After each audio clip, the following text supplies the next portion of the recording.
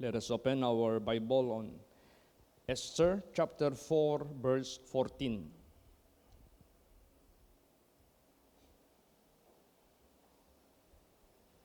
Praise the Lord.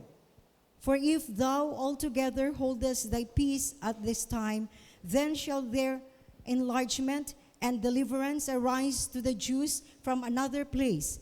But thou and thy father's house shall be destroyed. And who knoweth whether thou art come to the kingdom for such a time as this? Yes. Ito yung reply ni Mordecai kay Queen Esther after she made a reason or excuses na hindi siya magharap sa hari. Kasi at this time, ito si Mordecai na laging nakaupo dyan sa gate of Shushan Palace. At that time, nagsaklot siya, nagfasting siya. So napansin ito ng mga tao hanggang nakarating kay Queen Esther ang matter. Ay, ito si Queen Esther, ito yung pamangkin ni Mordecai na naging queen. Ito si Mordecai, of course, uncle niya. Pareho sila mga Hudiyo. So, tinanong ngayon, sabi ni Queen Esther, puntahan mo nga ang uncle ko, tanungin mo. Pero unang ginawa niya, dinala niya ng damit. Bigay mo itong damit na ito. Tanggalin niya yung saklot. Magdamit siya ng formal. And Mordecai refused to receive the clothes. Bumalik kay Esther. Sabi naman ni Esther, ano kaya ang problema ng uncle ko? Puntahan mo nga, tanungin mo, anong dahilan, bakit niya ito ginagawa? Itong pagsaklot niya, pagsuot ng sako at pag-ayuno o pagpasting. Yun na, sinabi lahat ni Mordecai na itong Haman na nagangalang Haman na ito, nagbigay ng 10,000 talent bayad para patayin lahat ang mga Hudiyo. Bakit? Dahil ito si Haman na gipromote ng hari ni King Ahasuerus, naghingi ng pabor sa hari. O hari, bigyan mo naman ako ng pabor. Gumawa ka naman ng utos na lahat na madadaanan ko ng mga tao, mag-bow down sa akin as respect, as obeisance, yung respect ba? Itong hari, binigay niya ang decree. So lahat ng mga tao, pag magdaan ito si Haman, na-promote ko, the above all prince of my kingdom, siya yung pinaka-above sa lahat. Lahat ng mga tao madaanan niya mag-bow down, ha? Ito si Mordecai, Hudiyo, bawal yan, mag-bow down ka sa tao. Only to God. In-apply niya. Ngayon, sa ilang beses dumadaan yan si Haman, ito si Mordecai, hindi talaga yung nagbabow down. Samantalang lahat ng tao na mga katabi niya nagbabow down. Sinabihan siya ng kasamahan niya, "Hoy, you violated the decree of the king." Decree ng hari yan na lahat ng tao madaanan ni Haman mag-bow down, ikaw hindi ka nagasunod. Dumating man yan doon kay Haman ang report. Sabi ni Haman, tingnan natin. Sadyain kong dadaan doon. Pag nakita ko yung tao na sinumbong mo sa akin na hindi talaga mag-follow sa decree ng hari na mag-bow down before me. Bantay lang yan. Sinubukan niya ngayon. Pagdaan, hindi man talaga nag-bow down. Sabi ni Haman, sino ba yan? Anong lahi niyan? Hudiyo yan. Kung sila pa ng mga estranghero, yan, galit na siya. Pumunta siya sa hari. Nag-approach si Haman sa hari. At that time, mabango si Haman kasi lagi siyang napopromote. Sabi ni Haman, "O hari, mayroong lahi sa kaharian mo na hindi sumusunod sa decree mo. Nagbabiolate sa decree mo. Hindi yan sila kapakipakinabang sa iyong kaharian. Dapat yan, patayin lahat yan. Ito namang hari, o nga pala, anong klaseng mga tribo ito na hindi marunong mag-keep ng aking commandments o decree? Yun. Tapos nag-promise si Haman, I will give 30,000 talents to be used for the task sa panahon na gawin na nila yung pagpatay. Alam mo, ang patayin lahat, bata, matanda, sanggol, babae, lalaki, lahat, genocide. Yun ang sinumbong ni Mordecai kay Queen Esther. At ang request ni Mordecai, nilagay ka ng Diyos dyan as queen, malapit ka sa hari. Ikaw ang makiusap sa hari kasi papatayin na tayo lahat. Huwag mong sabihin na makatakas ka kung mangyari ito. Pareho lang tayo mga Hudyo. Sabi ngayon ng Reyna o yung queen, sabihin mo si Mordecai, merong batas ang hari. 30 days na hindi ako pinapatawag ng hari. At mayroong decree ang hari na pag ikaw haharap doon sa hari na hindi ka naman pinapatawag niya at bigla ka lang magsulpot doon sa kanyang presensya, patayin ka automatically with the only exemption pag abutin niya ang kanyang scepter at iabot sa tao na dapat patayin dahil nag-appear doon without order of the king.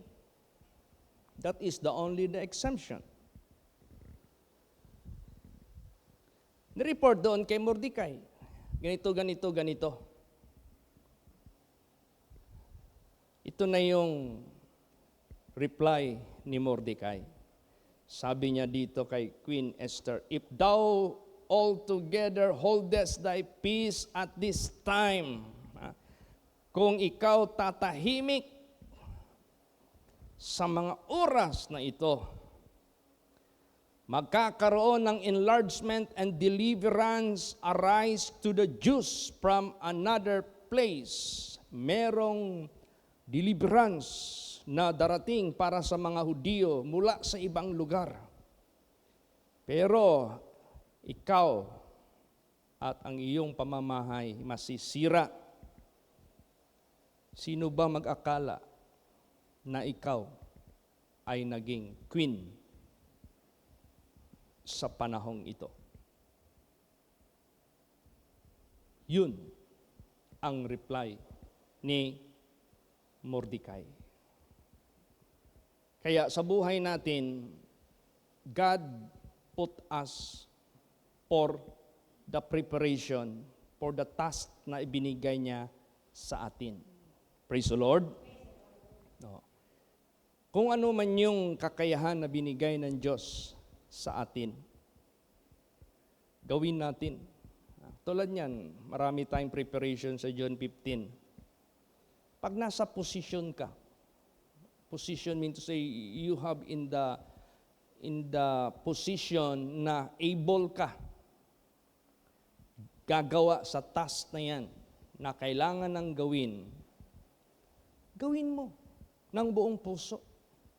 Praise the Lord. Gawin mo ng buong puso. Tulad itong John 15. Kung lahat tayo, binigyan tayo ni Jesus Christ ng task, kung anumang merong kakayahan bawat isa sa atin.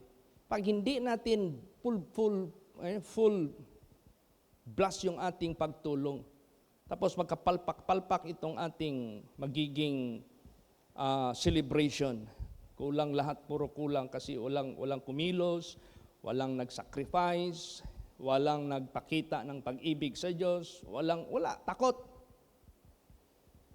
Ang kakahiyaan sa atin lahat. Mapapahiyaan tayo lahat nito. Madadamay tayo lahat nito. At if we refuse to fulfill what God asks us to do by conviction, by the Holy Spirit, magbibigay siya ng deliverance mula sa labas.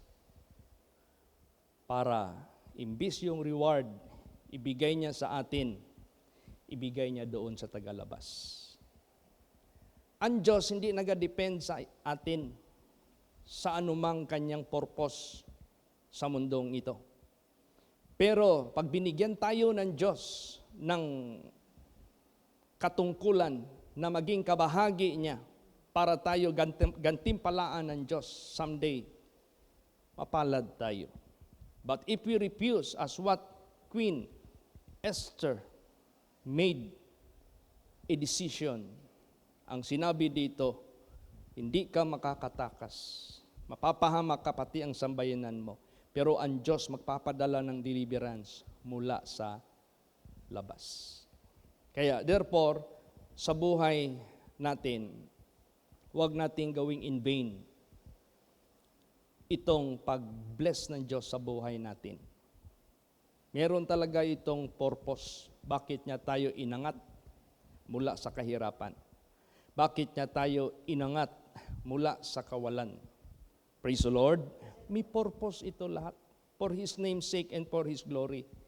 Hindi katulad dito na natapos na lang ang lahat, hindi mo pa nagawa yung dapat mong gawin para maging worthy ka of His honor and glory. Binigyan na ng Diyos sa iyo ang pagkakataon na gagawa, kabahagi ng kaluwalhatian ng Diyos, tapos hindi mo ginawa, takot ka. Wala, mapupunta sa iba ang reward ng Diyos, imbis sa atin.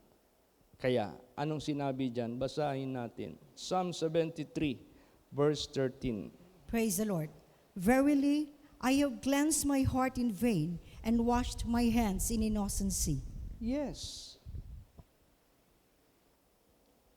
Sayang lahat. You have already the clean heart. You are already a vessel of God. You are already blessed. Pero hindi ka naman naging blessing because you do not perform your function. You do not perform your task na ibinigay naman ng Diyos sa iyo ang kakayahan. Ibinigay naman ng Diyos sa iyo yung privilege. And wash my hands in innocency. Sayang. Walang nangyari. Kaya ito si Queen Esther. Queen na siya eh. Malaki ang kanyang katungkulan sa gawain ng ating Panginoong Diyos. Kaya sa buhay natin, alam ng Diyos ang bawat isa sa atin, ano ang kakayahan na binigay ng Diyos sa buhay natin. Hindi siya tumitingin sa posisyon natin, hindi siya tumitingin sa ability natin, hindi siya tumitingin sa ating skill, tumitingin siya sa ating availability. Kung available ka ba magpagamit sa Diyos. Ayon sa ibinigay ng Diyos sa iyo na posisyon, kung sino ka man ngayon, ikumpara noon, napakalayo. Pero may purpose ang Diyos sa iyo para magamit ka para sa Kanyang gawain. Hindi pwede na kung sino tayo noon at ano tayo ngayon, wala tayong silbi, wala tayong function. No, meron yan. Kaya, napaka-importante niyan. Kasi ang Diyos, hindi yan nagre-rely sa atin kung ano yung gusto niyang gawin. Hindi nagre-rely yan, hindi nagdedepende yan. Pag hindi tayo magpagamit, magamit man yan ng iba. Pero, we miss the opportunity for His promises. Praise the Lord. O, di ba si Queen Esther, kinonsensya ni Ahasuerus, sige, magtahimik ka, hindi ka magkilos, hindi ka mag-action. Tingnan natin. Mapapahama ka, pati yung sambayanan. Pero magpapadala ang Diyos ng deliverer mula sa labas. Kaya sa buhay natin, kung ano yung kakayahan na binigay ng Diyos sa atin, alam ng Diyos yan. At alam din natin yan. Just do it. The availability na binigay ng Diyos sa iyo. Amen? Praise the Lord. Gawin mo ng buong puso para sa ganun. May purpose kasi yan. Tingnan mo ha, ang Diyos fair. Basahin natin. Luke 12:48. Praise the Lord. But he that knew not, and did commit things worthy of stripes, shall be beaten with few stripes. For unto whomsoever much is given, of him shall be much required. And to whom men have committed much, of him they will ask the more. Yes. Tingnan mo sa meeting natin ng national meeting. Nag-project ang main church ng ganitong figure para masustain ang ating events. Tapos pinasa sa mga churches yung contribution. Yung church na may kayang malaki, hindi mo pwede na pabayaan mo na lang yung maliliit, tapos ikaw susundin mo din yung maliliit na mas kaya mo namang magbigay ng malaki. So, kung sino yung malaking may kakayahan, sinabi dito, malaki ang yung sinabi dito, for he that knew not that did commit things worthy of stripes shall be beaten with few stripes. For unto whomsoever much is given, of him shall be much required. And to whom men have committed much, of him they will ask the more. So depende yan kung ano yung binigay ng Diyos sa atin. Praise the Lord. So ang importante lang, kilos tayo. Gawin natin ng buong puso. According sa binigay ng Diyos sa iyo sa kakayahan. Don't keep silent at this time. Praise the Lord. Panahon ngayon na kumilos tayong lahat. Ilang araw na lang. Ilang araw na lang? Ano good tayo ngayon? 3. Bukas 4 na. Alam mo, pagdating ng Wednesday, parang pagtalon ka agad yan ng Sunday. Bilis. Isang Sunday na lang, pag next Sunday, nandyan na ang lahat ng mga bisita. So, lahat ng mga congregation, kung ano yung kakayahan, huwag kayong mag-alinlangan. Gawin ninyo. At tayo rin dito sa Davao, gawin natin kung ano yung binigay ng Diyos sa atin na kakayahan. Tingnan natin ang paligid, tingnan natin ang sitwasyon para sa ganon. Lahat. Mas maganda galing sa loob yung paggamit ng Diyos para hindi masayang yung igagantimpala ng Diyos. Amen? Praise the Lord. Para hindi tayo papahiyaan ng ating Panginoong Diyos. Hindi man talaga tayo maging defeat ang ating, lagi man tayong victory. Pero ang issue diyan, sino ang nagpapagamit sa Diyos? Sino ang nagmamahal sa Diyos? Sino ang tumutugon sa pangangailangan na kailangan gawin para sa kaluwalhatian ng Diyos? Diyan ang pinaka-importante. Alam mo anong nangyari? Tingnan mo anong naging epekto. Nag-take risk si Queen Esther. Yung reply niya, sinabihan niya si Mordecai, payag na ako, haharap sa hari. Para kausapin siya. If I perish, I perish. Kahit walang order niya. Pero, back-upan niyo ako ng prayer. You make fasting and prayer for me. Praise the Lord.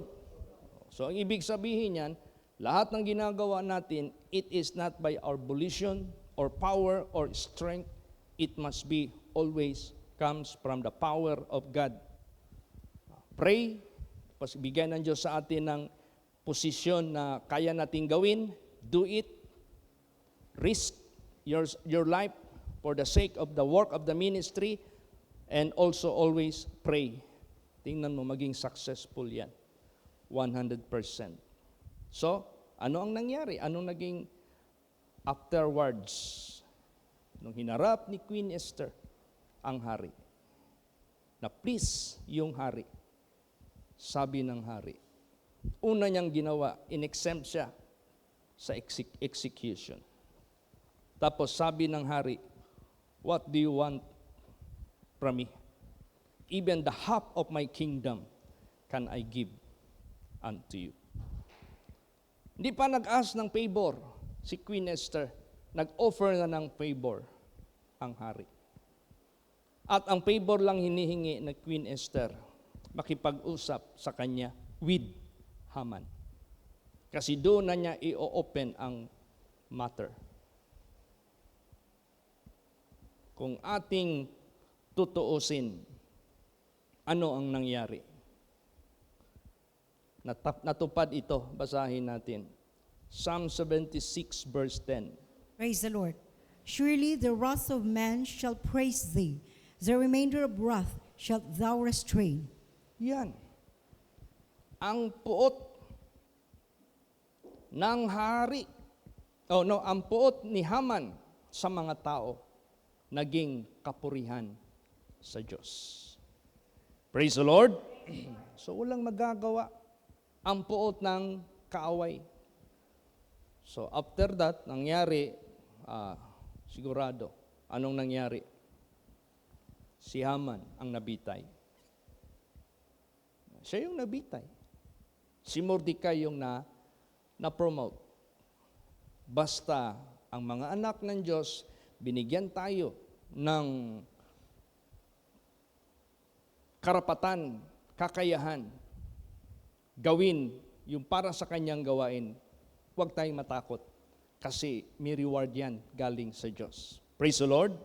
May reward talaga yan. 100% yan. God is the God of reward. Kaya napaka-importante po itong ating paglilingkod sa Diyos na buong puso. Alalahanin natin, mayroong purpose ang lahat. Bakit niya tayo i-bless? Hindi pwede na walang purpose yan. Kaya hindi pwede walang purpose naging queen si Queen Esther. At first, ayaw niya. Kaya sabi ni Mordecai, kung magpakatahimik ka lang hanggang ngayon, magpapadala ang Diyos ng deliverance mula sa labas. Pero ikaw, mapapahamak ka, pati ang sambayanan mo. Mabuti na lang, si Queen Esther, nagmamatapang. Talagang hinarap niya. Basahin natin yung verse na yan. Pakibasa sa Esther 4, verse 16. Praise the Lord. Go, gather together all the Jews that are present in Shushan, and fast ye for me, and neither eat nor drink 3 days, night or day. I also and my maidens will fast likewise, and so will I go in unto the king, which is not according to the law, and if I perish, I perish. Yan. Nagmatapang na siya, nag-take na siya ng risk. Go! Sabi niya. Payag na ako, pero ito ang gawin nyo. Suportahan nyo ako. Go, gather together all the Jews that are present in Shushan, and fast ye for me, and neither eat nor drink 3 days, night or day. I also and my maidens will fast likewise, and so will I go in unto the king, which is not according to the law. And if I perish, I perish. Pero tingnan mo naman ang reward. Praise the Lord. Unang-una, na-spare ang lahat ng Jewish people. Naligtas sila lahat. Kasi kung hindi ginawa iyon, nako, mangyari yung patay talaga sila lahat. Or, mangyari din yung deliverance pero galing na sa iba, galing na sa labas. Pero yung nag-refuse, hindi sila makatakas, mapapahamak talaga sila. Kaya importante din yung mag-take risk tayo para sa gawain ng Diyos. Praise the Lord.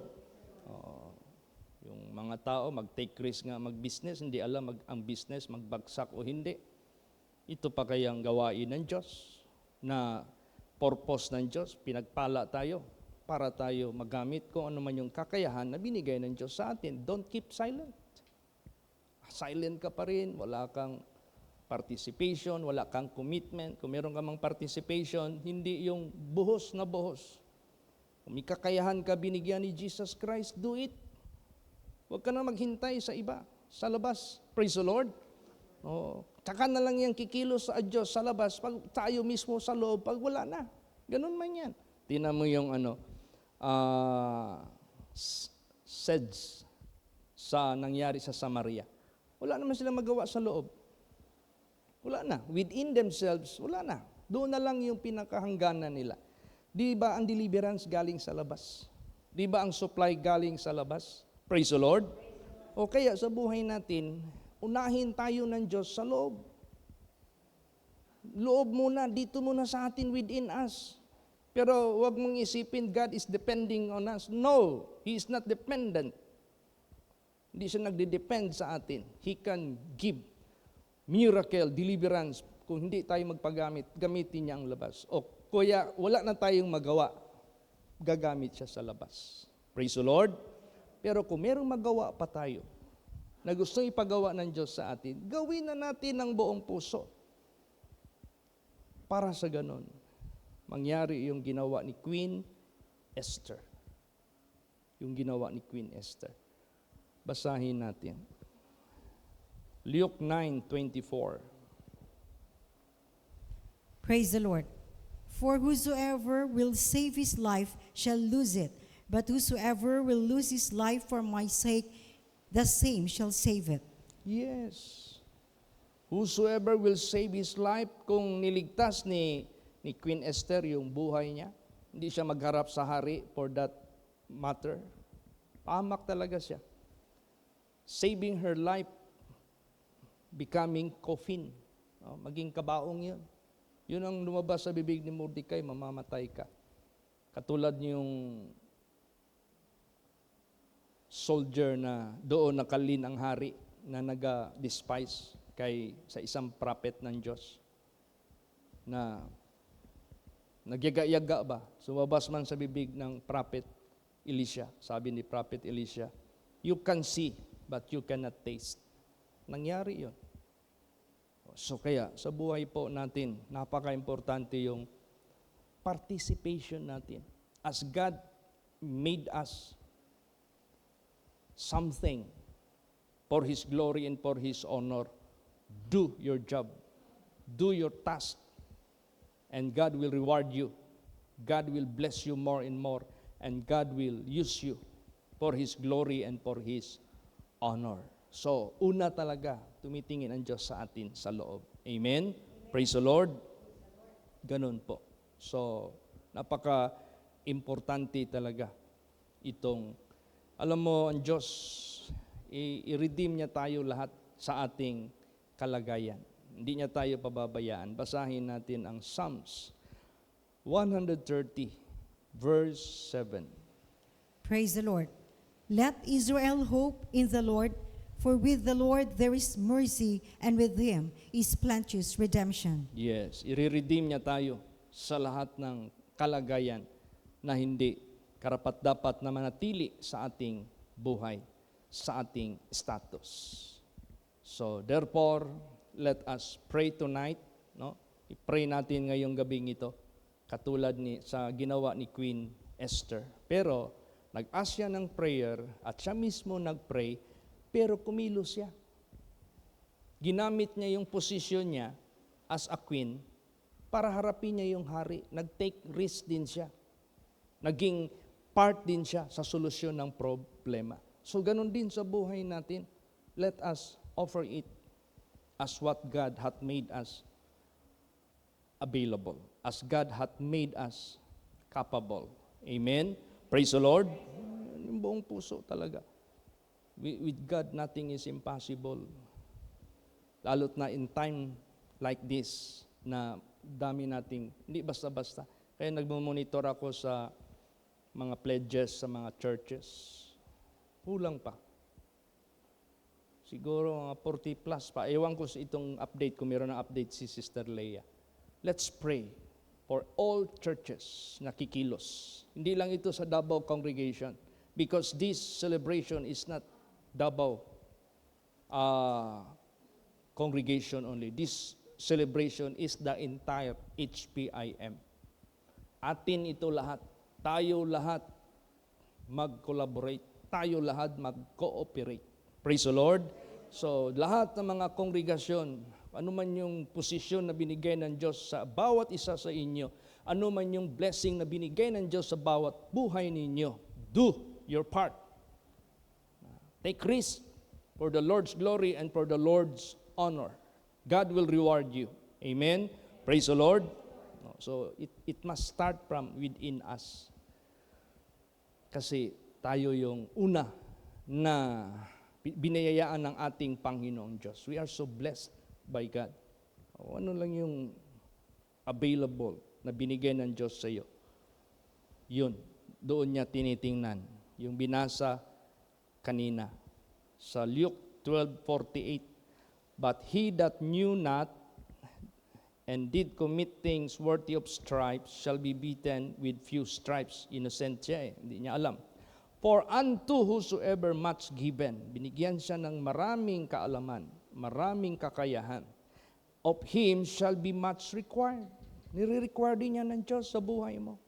Don't keep silent. Praise the Lord. Sabi niya, huwag kang tumahimik at this time. Kaya sa buhay natin, in times like this, don't just silent. Move as the Spirit of God is asking you to do. Amen? Praise the Lord. Ay nako, sabihin ko sa inyo, magaan itong lahat ng congregation. Mag-participate lahat ng congregation, merong pag-ibig sa Diyos. Ay baliwala yung mga kailangan natin kasi ang lahat will offer Lahat mag-sacrifice.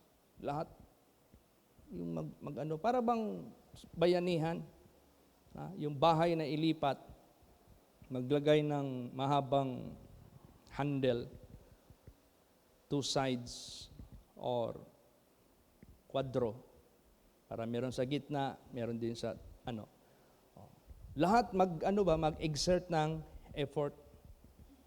Minsan, sa raming tao na nakahawak, pagbilang ng 1, 2, 3, 4, hindi man mabuhat. Yung pala, hindi lahat ang nangusog ba? Hindi lahat nag-exert ng effort. Merong iba doon, yung tinatawag na opportunista, nagpabugat, nag-take advantage sa sitwasyon.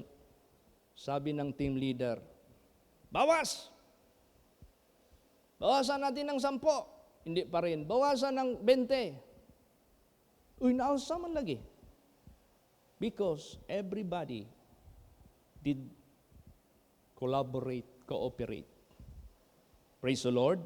So tayo, kahit ilan lang tayo, sa HPIM, di tayo as many sa iba. Pero kung mag-cooperate ang lahat, anumang meron tayong okasyon, anumang meron tayong suliranin, magaan pag lahat ay nagpagamit at nagkakaisa para sa layunin ng gawain ng Diyos. Praise the Lord. So yan ang i-pray natin. Ang i-pray natin kay Lord Jesus na lahat ng mga anak ng Diyos whom God gave the opportunity to do the helping, the effort to be parted. Tulad niyan, meron tayong isang kongregasyon dito sa Mindanao na 10 ata sila. Mag-volunteer sila. Pastor Chit, volunteer kami lahat. Mag-serve kami. Kung ano may ipagawa nyo sa amin, anong part man ilagay nyo sa amin, mag-serve kami. Ay, salamat, sabi ko. Thank you, Jesus, tinugon nyo ang aming problema sa Davao Congregation. Kasi kulang tayo ng manpower sa Davao Congregation. Karamihan na sa atin, may mga edad na. Karamihan din, may mga trabaho.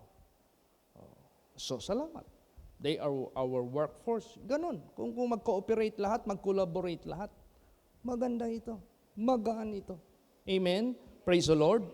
So, yan ang malaking message para sa bawat isa sa atin. Para yung deliverance na yan. Maangkin din natin yung katagumpayan.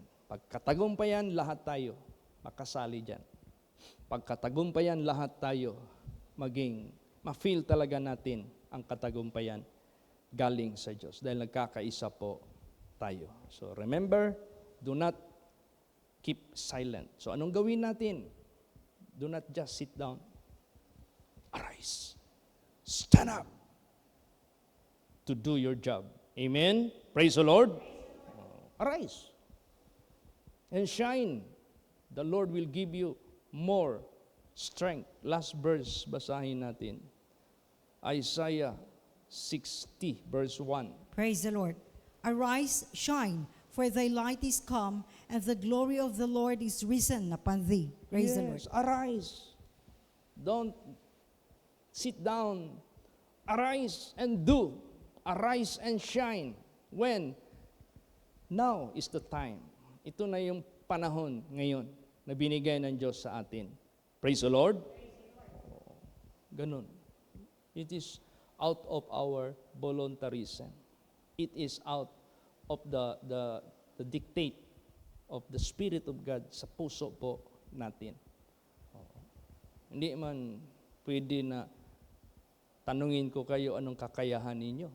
Alam nyo naman yung kakayahan ninyo. Hindi naman kailangan yan. Di ba? So, tayo na mismo ang kikilos ng buong puso. Praise the Lord. Yan, impart kung ano ma-impart mo. Ay, Pastor Chit, parang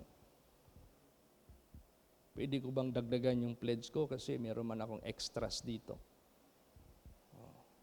Kasi nakita ko naman na parang deficit tayo. Meron akong blessing dito. Praise the Lord. Nagbibigay nga ako ng ano sa sarili ko. Ito pa kaya sa Panginoon Diyos. Nagbibigay nga ako ng malaking pera na amount para sa sarili ko.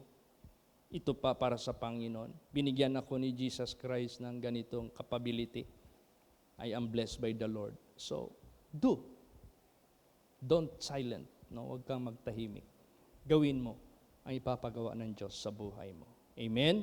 Praise the Lord. So, prayer is the key.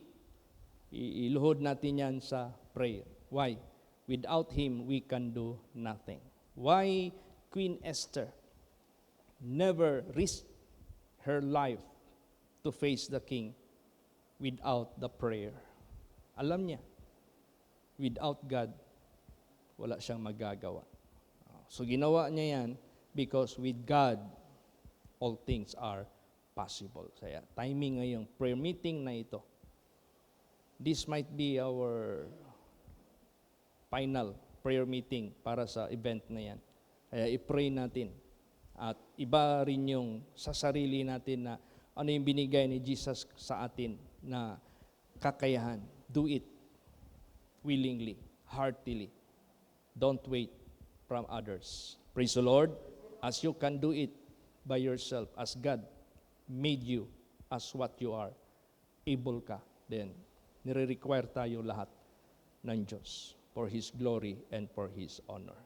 So prayer, i-pray natin lahat ang katagumpayan. I-pray natin ang mga kongregasyon, i-bless ng Diyos. Kasi kahit may pledge pa sila, if they will not be blessed by God, they cannot endorse something what they have pledged. Tayo rin, kahit nag-pledge tayo, hindi natin magagawa kung hindi kapangyarihan ng Diyos. At kung bibigyan tayo ng Diyos ng kakayahan, then we can do more for the Lord's glory. Amen? Praise the Lord.